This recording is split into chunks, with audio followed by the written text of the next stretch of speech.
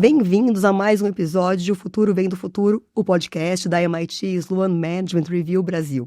Eu sou Lara Silber, hoje na versão com óculos e sem voz, e o tema é o CEO como atleta corporativo, performance, propósito e liderança future ready.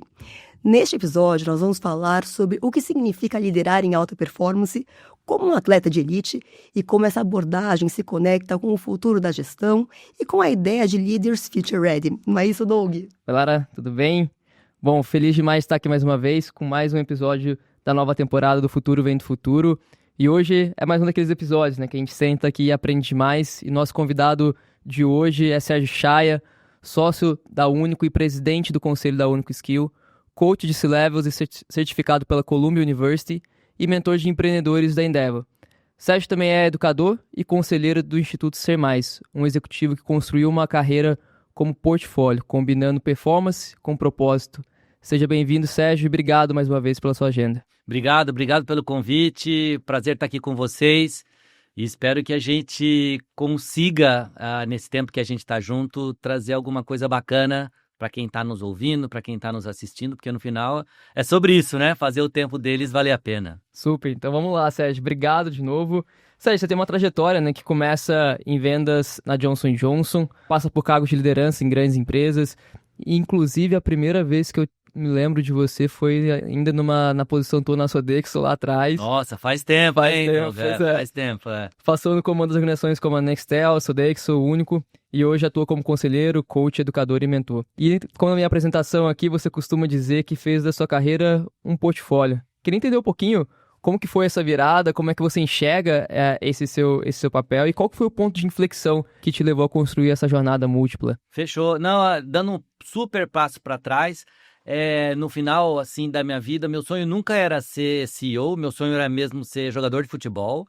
E eu, modéstia à parte, jogava bem. E aí, no ano de 78, nossa, faz muito tempo, né? Eu tava com 13 anos, eu joguei num time de bairro, eu jogava num time de bairro lá em Campinas, esse time jogou contra o Guarani, e aí eu joguei bem, aí me chamaram para fazer um teste lá no Guarani, e eu entrei na base do Guarani, que em 78, acho que era uma das 3 melhores bases do Brasil, era muito difícil entrar lá, então para um menino que tinha o sonho de ser jogador de futebol, ali era o lugar certo para estar.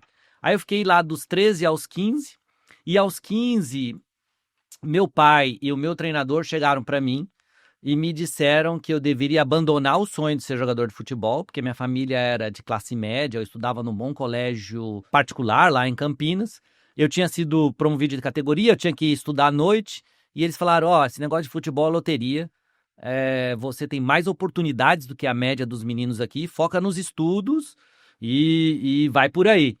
E a minha reação, gente, não foi de me rebelar, de gritar, de buscar alguma alternativa. Eu só falei, tá bom, então vou ficar focando nos estudos. Lógico que eu fiquei muito frustrado comigo mesmo de não ter batalhado de alguma forma pelo meu sonho, menos por não ter sido jogador de futebol, mas por não ter batalhado por isso. Uhum. Levei essa frustração dos 15 aos 20, e aí aos 20 eu não tive mais o sonho, eu botei uma meta na cabeça que eu queria ser presidente de uma multinacional antes dos 40. Não porque eu soubesse, aos 20 anos eu não tinha a menor ideia do que era ser presidente de uma multinacional, mas porque o meu pai foi diretor de uma multinacional aos 46 anos. Então eu falei, tinha um modelo e eu falei, se meu pai foi diretor aos 46, eu quero ser presidente antes dos 40 para superar o meu pai. E aí fiz um business plan muito simples. Eu falei, se eu quero ser presidente antes dos 40, tenho que ser diretor aos 35, gerente sênior aos 30, gerente aos 25. E comecei a trabalhar de avental aos 20 anos na Johnson & Johnson, no segundo semestre de administração de empresas da GV. Tudo isso para dizer que eu abati minha meta, cheguei a presidente da Sodexo, que foi a primeira empresa como CEO, aos 37 anos. E aí, depois que eu fui CEO da Sodexo, da Nextel, da Symantec para a América Latina, eu falei, aos 50 anos eu já tinha 12 anos da posição de CEO em diferentes empresas. Eu achei aquilo, naquele momento, pouco relevante para mim continuar nessa carreira. Uhum. Fui para Londres, passei 3 meses lá com a minha família, com a minha esposa e com o meu filho. Meu filho foi estudar lá, a gente morou lá. E ali eu fui descobrir o que eu queria fazer da vida. E aí descobri duas coisas. Primeiro, que eu não queria mais ser CEO, porque já tinha sido muito, e agora, né, recentemente voltei a ser CEO da Único e tal, depois toda essa história. Mas naquele momento eu não queria mais voltar a ser CEO, mas eu tinha muita energia e muita vontade de usar essa energia no mundo corporativo, mas também em outros mundos. Foi aí que eu criei essa tal de carreira portfólio, que eu chamo carreira roda gigante. Por que roda gigante? Porque eu descobri que os meus valores, aquilo que realmente importava para mim, fora essa coisa de integridade, honestidade, que eu acho que isso é uma coisa higiênica, vamos dizer assim, ou você tem ou não tem, mas aquilo que era relevante para mim era impacto, consistência e simplicidade. Então esses valores é a base da minha roda gigante. No meio, né, no centro da roda gigante era ou é aquilo que eu acredito ser a minha missão, que é levar pessoas e organizações a outros patamares de performance. Isso que eu quero e continuo querendo fazer na vida. E aí cada cadeira da roda gigante é uma aplicação dessa missão através desses valores, que são a fundação disso tudo. E aí eu faço isso de diversas formas. Trabalho voluntariado, conselheiro, professor da Dom Cabral, escrevo no Valor, no Neofeed, mentor de empreendedores, coach de CEOs, presidente do conselho, ou seja, a pluralidade dessas coisas é que faz essa carreira ser essa carreira portfólio. E por que o desenho da roda gigante? Porque numa roda gigante, algumas cadeiras estão lá em cima, outras estão descendo, mas quando algumas estão descendo, outras estão subindo. Então, você não sofre com a descida e também não aposta numa cadeira só, na riqueza da vida, vamos dizer assim, porque acho que apostar numa cadeira só e você perde essa cadeira ou ela desaparece ou desce, acho que é uma sensação que, para mim, é pouco interessante, pouco rica. Então, construir essa roda gigante em que você vai olhando a paisagem da vida de diferentes prismas e de diferentes formas, em diferentes cadeiras, eu acho que é uma coisa que, para mim, tem todo sentido. Adorei a alusão à roda gigante e eu queria saber como que você chegou a essa construção. Você teve um coach, você teve um mentor, ou você idealizou sozinha essa construção? Porque ela é complexa, inclusive. Ela é complexa, mas primeiro eu botei muita intenção nisso, Lara, de falar, não, eu quero descobrir sim. E aí fiz vários instrumentos de autoconhecimento, desde testes, até um instrumento que eu acredito muito, que eu até uso com alguns coaches meus, quando o tema é sobre isso, mas que eu fiz com a ajuda de uma profissional especializada, que chama Biográfico, que é baseado na antroposofia, que a antroposofia acredita que a vida é feita de setênios e a cada setênio tem um ritmo, e o conceito é, se você não sabe para onde você quer ir, você tem que descobrir da onde você veio. Então, é como eu fiz isso através também, esse biográfico, através da arte-terapia, que é você pegar cada setênio da sua vida e colocar um momento luz e um momento sombra, e construindo esse filme. E com base nisso, você vai entendendo o ritmo da sua vida e como você age, o seu modelo operacional sobre os fatos que a vida te traz, seja os fatos bacanas ou os fatos mais difíceis. E isso você vai percebendo, então, como que você quer interagir com o mundo, como você interagiu, como você interage, principalmente como você quer interagir com o mundo. E aí eu descobri esse modelo dessa pluralidade. E como eu sou uma pessoa super estruturada e quero ter certeza acho que é muito determinístico, mas quero olhar para trás e saber se eu fui um sucesso ou não, dentro da minha perspectiva. Eu coloquei para mim um OKR de sucesso dos 50 para frente, que vai depender da pluralidade, da profundidade e da riqueza de experiências que eu tenho com diversas pessoas ao longo da minha vida. Então, ou eu vou ser sucesso ou não, dependendo da minha capacidade de interagir profundamente com pessoas e, logicamente, organizações ao longo dessa vida, sempre procurando impactar positivamente essas pessoas ou essas organizações e ser impactado por elas. Então, eu vou ser sucesso ou não, se eu conseguir fazer isso de muitas formas, com muitas pessoas, de uma forma plural e profunda e diversa. Então, isso contribuiu também para que esse OKR contribuiu para que eu fizesse essa carreira portfólio. Legal. É uma questão de sucesso ou de legado? Então, é que eu não vejo o sucesso daquela forma, é grana, é poder, é impacto. Bom, eu vou dar um passo para trás. É que aos 37 anos, eu adotei o budismo como filosofia de vida. E no budismo tem uma técnica, né, que chama a meditação da morte, que nada mais é do que você se imaginar no seu caixão, no seu velório, e enxergar o que as pessoas estariam falando sobre você. E quando eu fiz esse exercício, eu falei, puxa, o que eu gostaria que as pessoas falassem sobre mim? Mas é uma meditação que não tem nada a ver com a morte. E tem a ver, logicamente, como você quer conduzir a sua vida. Função de vida. E aí eu falei, puxa, o que eu gostaria que as pessoas falassem sobre mim? Múltiplas pessoas diferentes, que eu fui uma pessoa que usou a minha energia, a minha predisposição em deixar marcas positivas nos outros. Como o budismo acredita em karma, né, e reencarnação, outras vidas e tal, se eu deixar marcas positivas nos outros, é quase como se eu estivesse fazendo um seguro da minha próxima vida, porque essas marcas positivas vão influenciar as minhas próximas atuações nesse mundo, vamos dizer assim. Muito legal, Sérgio. Eu só fiquei pensando assim, para você construir chegar a essa construção, exigiu maturidade, né? A gente está falando aqui na faixa dos 50.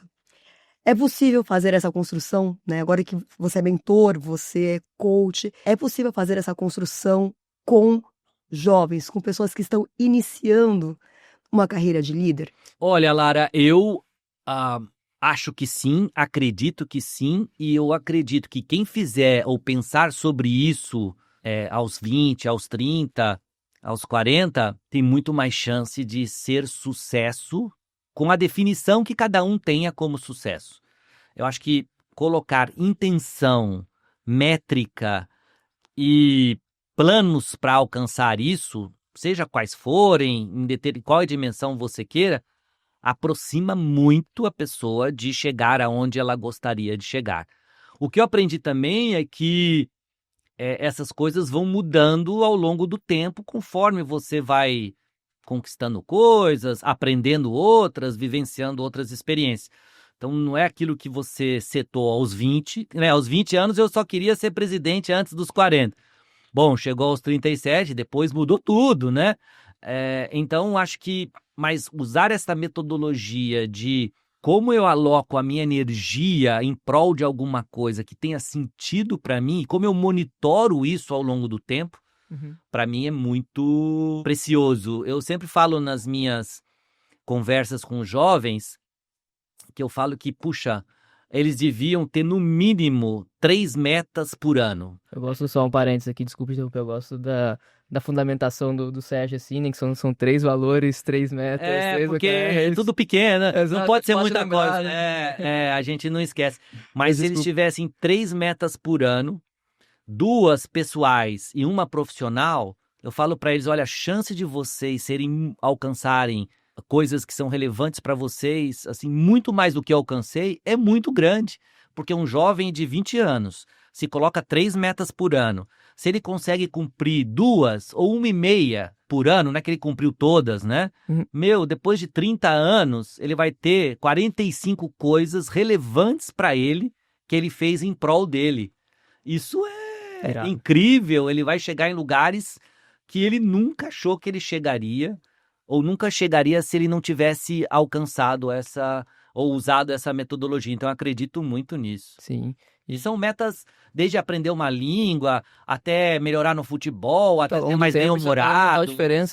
Você vai moldando isso conforme aquilo que é importante para você. Né? E Sérgio, te ouvindo aqui, fiquei curioso como que você carrega essa filosofia e esse olhar para a tua jornada pessoal, para as cadeiras de liderança no mundo corporativo que você assumiu. Então, conta pra gente um pouquinho como que essa filosofia de vida influencia o jeito do Sérgio liderar, fazer a gestão das equipes hoje. Olha, Douglas, primeiro eu acredito, no meu caso, quando eu trabalho com outros CEOs, a coisa mais importante no início desse processo é a conexão.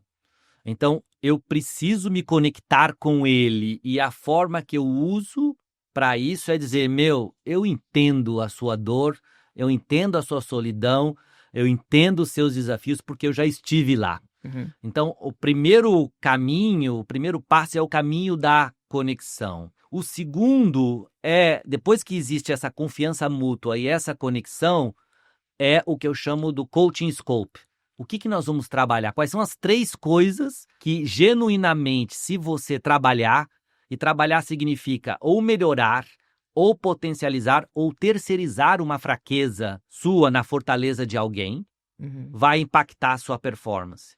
E aí eu defino isso, trabalho isso com eles, né, numa metodologia muito disciplinada, vamos dizer assim, para que a gente metrifique essa evolução. E durante essa jornada, procuro refletir junto com eles de que o quanto tempo esse CEO está gastando em curtir o sucesso versus dele e o quanto tempo ele está alocando em produzir o sucesso. Porque muitas vezes eu vejo que CEOs de muito sucesso ficam tão reféns desse sucesso, que curtem tanto o sucesso, alocam tanto tempo em aproveitar desse sucesso, que investem pouco tempo em continuar trabalhando para que esse sucesso se perdure ao longo do tempo. E aí dá esse mismatch, esse sucesso que não foi nutrido se perde, né? Se diminui, se delapida, e aí o CEO fica muito, eu diria, até desestabilizado e angustiado. Sim. Por que ele, ou o que ele tinha que ter feito para que esse sucesso dele e da organização fosse permanente ou pelo menos mais sustentável ao longo do tempo. Obrigado. Sérgio, você fala aqui sobre esse equilíbrio aqui, né, para que esse sucesso permaneça, né? E você também é um defensor do CEO atleta, né, um atleta de elite, um atleta de alta performance. Eu queria que você explicasse o que significa esse CEO atleta, com essa explicação que você deu agora de haver esse equilíbrio para que ele possa nutrir esse sucesso de uma forma eficiente também, que atletismo, né, e performance tem a ver muito com eficiência. Claro, olha, Lara, logicamente, por isso que eu falei isso no começo, né, que eu fui esse jogador de futebol frustrado, então eu sou muito conectado com o esporte, jogo bola, faço bicicleta, musculação. O Doug também, né? O Doug é tudo. Mas o Sérgio é mais atleta que eu faço esporte para mim é uma forma quase de expressão de vida. Mas por causa disso, e porque eu também acabei virando coach, né? Uma das minhas cadeiras aí da roda gigante, eu acabei fazendo coaching com muitos atletas de alta performance e muitos treinadores de esporte de alto rendimento. E até alguns foram campeões olímpicos e tal. E o que eu aprendi com eles, que eu acredito muito, que é um fato real. Na média, um atleta de alto rendimento treina 93% do seu tempo e compete 7%. Um CEO, quando a gente analisa, treina na média 0,7% do seu tempo e compete 99,3% do tempo. Mas eu acredito que tem uma semelhança muito grande entre o topo do esporte de alto rendimento e o topo do mundo corporativo. Pressão, metas, resiliências, competição, disciplina, automotivação, propósito, energia, tudo que está no mundo do esporte de alto rendimento se conecta muito com o mundo, com o topo do mundo corporativo. Uhum. Então, para mim, o CEO precisa treinar mais para continuar impactando a performance, porque se tudo do mundo muda, se ele não continua treinando e se especializando e procurando ser cada vez melhor, ele não vai continuar entregando performance exemplar ao longo do tempo. Por isso que eu chamo o CEO de um atleta corporativo. Mas mais importante do que treinar, na minha opinião, é treinar certo, né? Os atletas de alta performance, eles têm vários tipos de... Assim, um tenista tem 5 pessoas na equipe, né? Uma equipe, um treinador de vôlei, por exemplo, a comissão técnica são 6, 7 pessoas. Tem o estatístico, tem o preparador físico, tem o nutricionista, tem o fisioterapeuta, tem o assistente número 1 que só dá o treino, tem o assistente número 2 que só estuda o outro time. Então, esses atletas ou essas equipes, elas têm uma equipe por trás que ajuda os atletas a performarem melhor. E eu acho que o CEO, de alguma forma, deveria ter pessoas ou modelos em que nutrissem mais a performance dele para que ele performasse melhor ao longo do tempo, em prol do impacto dele na organização, dos resultados que ele pode gerar e até da própria sobrevivência ou crescimento dele mesmo como CEO ao longo do tempo. E isso, Sérgio, na tua visão, tem 2 perguntas conectadas a esse tema, né? Primeiro, o que seria treino do CEO? Fazer mais cursos? É o quê? Então, se puder dar alguns exemplos para a gente nesse sentido. E 2, esse movimento é um movimento que, na tua visão, ele deve ser mais influenciado pela corporação ou a pessoa, de fato, ir atrás desse processo? Respondendo a número 2 primeiro, eu acho que nunca pela corporação. Tá, Quer dizer, se a corporação entregar, ótimo, mas tem que ser um desejo e quase uma obsessão pessoal Legal. por incrementar a performance. E sobre que tipos de treinamento eu acredito que o CEO deveria fazer, é até engraçado que eu tenho vários clientes que são triatletas, CEOs triatletas, porque tá bem na moda o CEO ser triatleta e tal, e eles são super rigorosos com a planilha de treino dele, treino que ele tem que fazer na segunda, na terça, na quarta, o que ele come. Tem CEOs que pesam na balança a quantidade de comida que ele come, leva a marmita para o escritório e só come aquilo. Eles têm tanta disciplina no esporte, mas não têm disciplina no trabalho dele, na alocação do tempo dele como CEO. Onde ele prioriza as coisas. Então, treinar produtividade, treinar impacto, treinar potencialização daquilo que ele é muito bom, treinar terceirização das fraquezas dele, treinar como ele tira mais do time, treinar como ele se nutre de insights, treinar como ele descansa do trabalho para performar melhor o trabalho, treinar relacionamento com pessoas muito diferentes que a dele para ampliar perspectivas, treinar curiosidade intelectual sobre o outro, sobre as coisas. Tudo isso, para mim, são matérias de treinamento. Treinar, inclusive, descanso. Treinar descanso, porque quando a gente olha um atleta, Então, o como se atleta treina descanso, Como que se treina descanso? viajando, tendo hobbies, dedicando tempo à família, aos amigos. Isso tem que ser planejado. Isso tem que ser... E tem que... Acho que o que é importante é que o CEO entenda isso, que descansar, se relacionar bem com a família, com os amigos, tendo hobbies, sei lá, coisas que não sejam sobre o trabalho, potencializam a performance dele no trabalho. Então não fica dívida, não fica culpa, não fica peso, fica Quase uma obrigação também. quase uma obrigação, porque o atleta descansa entre os treinos, né? É importante. E eu estudei, por N motivos, modelos de ativar. Para você ter insights, você precisa ter novas conexões neurais. E uma maneira muito interessante que é explicada quase que cientificamente de você gerar novas conexões neurais é você estar em lugares inóspitos. Aqueles lugares, ou é um mar, ou um deserto, ou uma montanha. Não sei se vocês já foram para lugares assim, que vocês olham aquilo e falam, nossa, que lugar incrível, que céu estrelado, que paisagem incrível, que montanha, que natureza incrível. Acho que vocês já tiveram em lugares assim. Tá perto da imensidão, né? Da imensidão, boa. Isso gera aquela sensação de uau.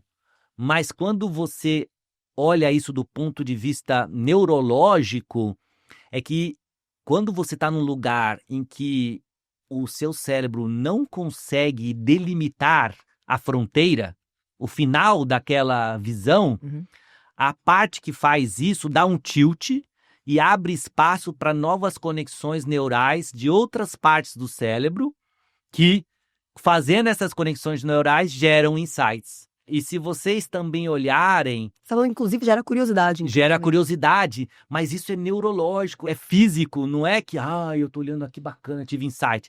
Isso foi uma descarga elétrica de uma conexão neural que você, nova, teve. Se você olhar, assim, 80% ou 90% dos insights que a gente tem não ocorrem no momento do trabalho, não ocorrem no escritório, não ocorre na sala ocorre muito no banho, Isso que eu ia falar. ou quando você está correndo, né? Ou quando você está, sei lá, vendo um filme, ou está jantando com alguém, você tem um insight. Por quê? Porque você está fora daquele seu ambiente, e aí você olha um determinado tema que está com você sobre uma outra perspectiva. Muito legal. Uma das coisas que eu mais procuro fazer com os meus, quando eu trabalho com CEOs, quando a gente tem um problema, a gente pinta o quadro desse problema. E às vezes o CEO é parte desse quadro, e aí a gente dá um nome diferente para o CEO naquele quadro, e aí é como se eu e ele, a gente olhasse esse quadro e opinasse sobre ele. Só dele se distanciar um pouco emocionalmente daquela situação, ele mesmo já... Que conselho você daria para aquele CEO nessa situação? Que no fundo é a situação dele. Ele mesmo já traz esses insights, porque ele se distancia emocionalmente daquele problema, daquele tema. Muito legal. Você tá naquela agenda de correria do dia a dia, a incapacidade de fazer isso. Né? Onde você, assim, uma coisa sobre produtividade que os CEOs deveriam treinar muito mais. Por exemplo, eu sou um cara da manhã. Eu durmo super cedo e acordo muito cedo. Então, o meu horário nobre de produtividade é da manhã. Eu não sei se vocês são da manhã. Você também é da manhã? Você também, Lara? Sou. Então, quem é da manhã tem uma chance de impactar e de gerar muito mais resultados usando esse horário nobre a seu favor. O que 99% das pessoas, inclusive eu, fazia quando eu não tinha essa consciência? O que eu fazia logo no início da manhã? Responder e-mail, responder WhatsApp. Que são tempos preciosos que a gente perde de atacar problemas mais complexos, refletir sobre coisas com tarefas, entre aspas, mundanas, rotineiras e de baixo valor agregado. E aí você usa o seu tempo nobre em atividades não nobres. Você tinha também a tua disciplina de agenda de reuniões, Celso, por exemplo, sabendo que de manhã é teu tempo nobre, assim, né? Você puxava eventualmente reuniões mais importantes para esse horário, você sempre tentava deixar livre o máximo possível para esse processo criativo? Depois que eu aprendi isso, eu procuro tratar temas mais complexos eu já sei quais são os temas, e aí eu fico refletindo sobre eles. Entendi. Porque eu tô com a cabeça mais fresca, mas essa coisa de separação de vida pessoal e vida profissional, para mim, não existe. A vida é uma só.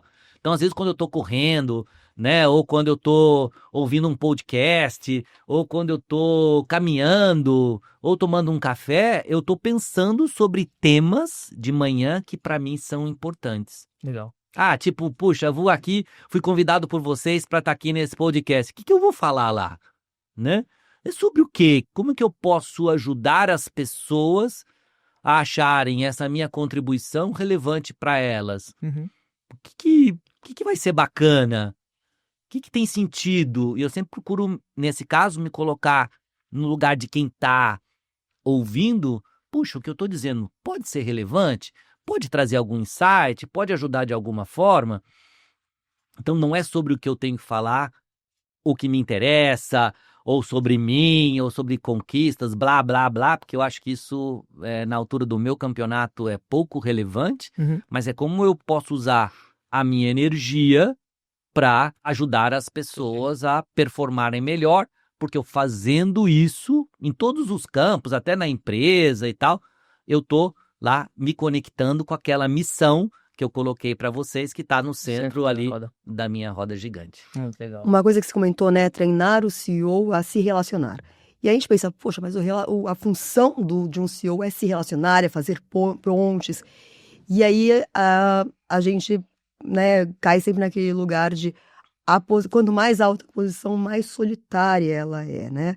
Eu queria que você comentasse um pouquinho sobre essa solidão de ser ou de estar como CEO, estar como um CEO, e como quebrar isso, né? Como quebrar essa parede e como que é se relacionar, que tipo de relacionamento que é necessário para que isso não vire uma prisão. Olha, Lara, eu acho que endereçar isso sobre o prisma de alta performance, eu endereçaria de duas formas. Uma, essa solidão é brutal, né? Ela é brutal porque o CEO está no meio desse sanduíche cada vez mais esmagado por esses dois pedaços. O primeiro é o board, ou o dono, ou os acionistas. Então, tem determinadas coisas ele não pode falar para o board, não pode abrir ou não pode se vulnerabilizar em determinados temas. E em segundo, são os colaboradores, né? As pessoas que se reportam a ele, os diretores, os vice-presidentes ou a toda empresa. Então, tem determinadas coisas que ele não pode falar também com esses colaboradores, com a equipe. Então, ele eu diria, massacrado por essas duas, vamos dizer assim, dimensões. E os CEOs também olham e falam, nossa, todo mundo que vem falar comigo tem algum interesse. Ou quer me vender alguma coisa, mesmo da empresa, ou quer me influenciar para alguma coisa. Como que eu consigo escapar disso, né? Então ele se sente, de alguma forma, captado Ou cooptado. ou cooptado, mais do que captado, na grande maioria das interações dele, o que faz com que as interações sejam muito mais interesseiras do que interessantes. Então, eu penso que sobre esse prisma, ele pode fazer duas coisas. Primeiro, contratar um mentor, ou um advisor, ou alguém um parente, com quem ele respeite, que vai ajudar ele que ele tenha confiança, que ele possa dizer coisas que ele não diz para ninguém. Pode ser um terapeuta, pode ser o que ele achar, né, que ele tenha essa confiança. Só o fato de poder verbalizar os incômodos já faz com que os incômodos sejam mais fronteirizados e menores. Eu estudei a raiva, porque a raiva é uma coisa muito presente na vida de quem trabalha no mundo corporativo. E uma das melhores maneiras de você combater a raiva é escrever sobre o que você tem raiva. Você está com raiva de alguém ou de alguma coisa, vai lá, abre uma folha de papel e escreve, psicografa furiosamente o que está te deixando com raiva. Eu aposto com vocês dois que a raiva vai ficar menor, porque você fronteirizou uma coisa que estava aqui. Então, só dele falar dos incômodos que ele tem ou dos temas que ele tem de conflito, fronteiriza e, na maioria das vezes, ele só de falar para alguém de uma forma estruturada, ele já gera insights de como resolver ou endereçar essas questões. Mas isso alivia a solidão? Isso alivia a solidão porque os problemas não são mais só dele. Ele tem maneiras de resolver esses problemas. Então, porque não ter com quem você falar sobre os problemas também gera solidão. Então, essa é a parte 1. A parte 2 é construir relacionamentos genuínos com pessoas de níveis e grupos muito diferentes do dele. Tem um estudo que diz que a criatividade de uma pessoa ela é diretamente proporcional a quão diluída a rede dela é. O que é uma rede de relacionamentos diluída? São pessoas de diversas experiências, lugares, setores, países, e a grande maioria dos C-levels do mundo corporativo acaba se relacionando com aquele grupo ou do mercado que ele atua, ou da empresa, ou de outros CEOs. É uma história muito encapsulada. Isso gera mais do mesmo. Então, você ser um CEO que se relaciona com pessoas de diversos níveis, lugares, momentos, faz com que você, antes de ser CEO, seja uma pessoa. E não precise falar, eu estou na empresa X, eu faço isso. Não precise, eu diria assim, colocar no microfone o seu sobrenome corporativo. Você é a Lara, você é o Douglas, antes de qualquer coisa. Até porque os sobrenomes corporativos, eles vêm, eles vão, eles aumentam, eles se apagam, né? Tudo Exato. na vida tem ritmos e tudo vai. O budismo tem uma crença de que a raiz do sofrimento é o apego. Uhum. Como tudo muda de alguma forma, a gente está mudando agora, porque, né, você tem suas células aqui que estão, né, se movimentando, estão algumas morrendo, outras nascendo, sua pressão, o sangue está circulando, reações estão acontecendo. Se tudo muda e você se apega em alguma coisa e essa coisa muda, você sofre. Você tá dando uma deixa perfeita pro Douglas fazer uma pergunta Que eu não posso deixar de fazer. ele não pode deixar de fazer. Exato. Conta aí.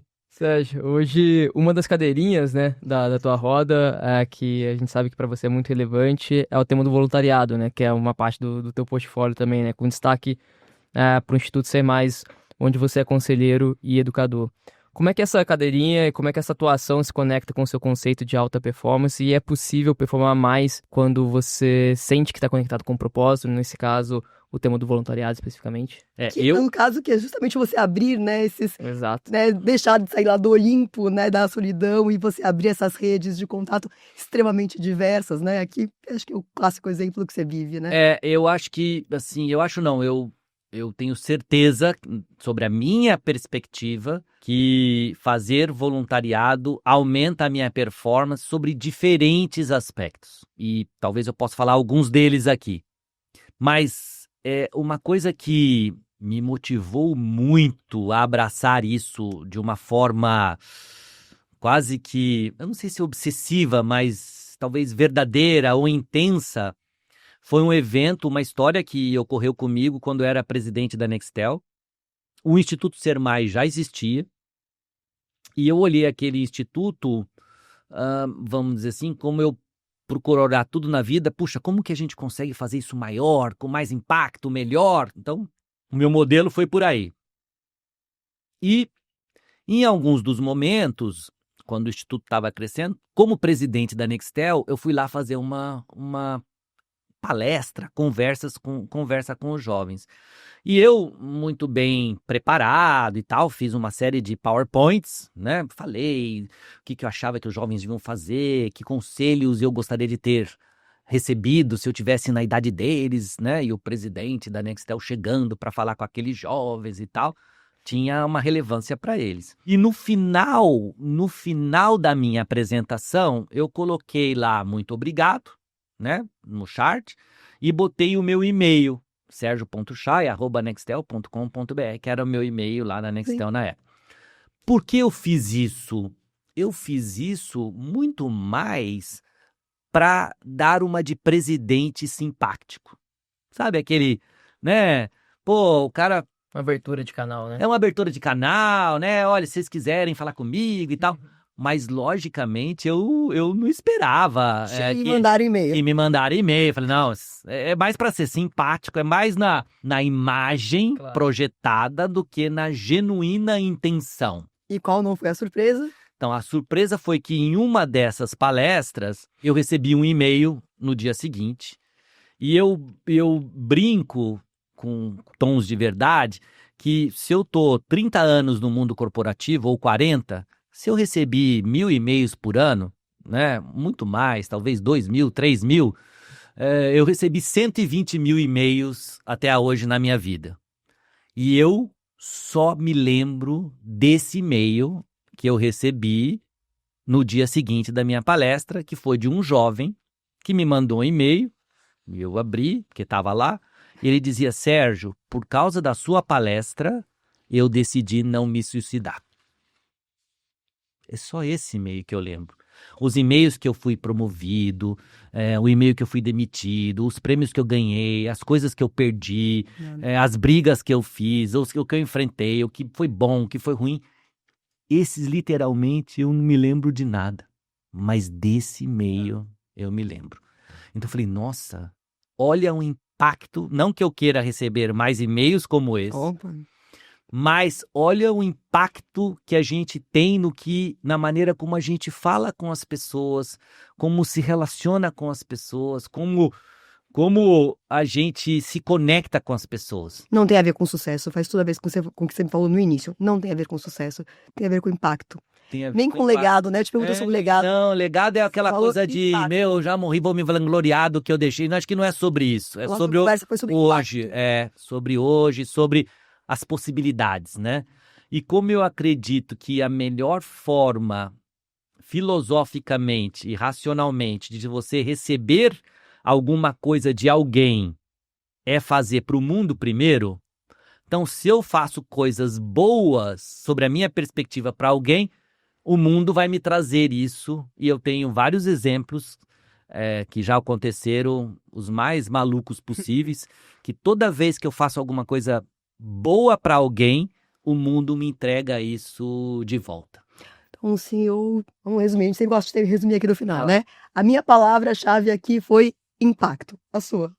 Eu fico com a palavra fundamento, assim. Eu adorei como o Sérgio trouxe, como que a vida, a carreira e como que ele enxerga tudo isso conectado, tá fundamentado com pilares muito claros e evidentes, assim. Eu acho que é nesse momento de mundo onde tem muito barulho, assim, né? Você conseguir clarificar muito bem o que realmente é valor, o que realmente é fundamento, eu acho que traz uma leveza, né, pra estrutura e pra jornada que faz toda a diferença, assim. Então, super obrigado, Sérgio, por compartilhar isso com a gente.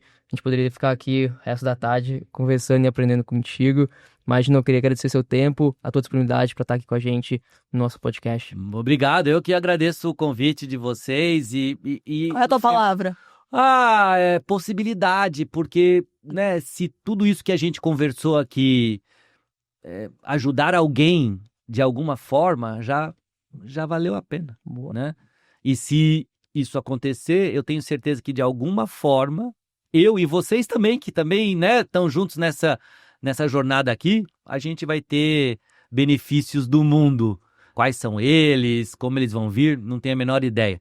Mas eu sei que ajudando o mundo de alguma forma te ajuda. Então, tomara que isso aqui tenha ou vai ajudar alguém de alguma forma. É sobre isso. Muito bom. Sérgio, muito obrigada pela sua presença, Obrigado a de vocês. Coração. Muito feliz que deu certo de você estar aqui com a gente. Prazer foi meu. Obrigado pela oportunidade e pela generosidade. Imagina. Obrigada a você, obrigada a Doug, obrigada a toda a nossa equipe que está aqui no estúdio, a equipe que está na MIT ali, também ali nos acompanhando. E claro, a você que nos acompanhou até aqui. A gente se vê no próximo episódio. Você acompanha este e outros episódios no nosso portal da MIT Sloan Management Review Brasil e também nos nossos canais no Spotify e no YouTube. Até a próxima, até lá! Tchau, tchau.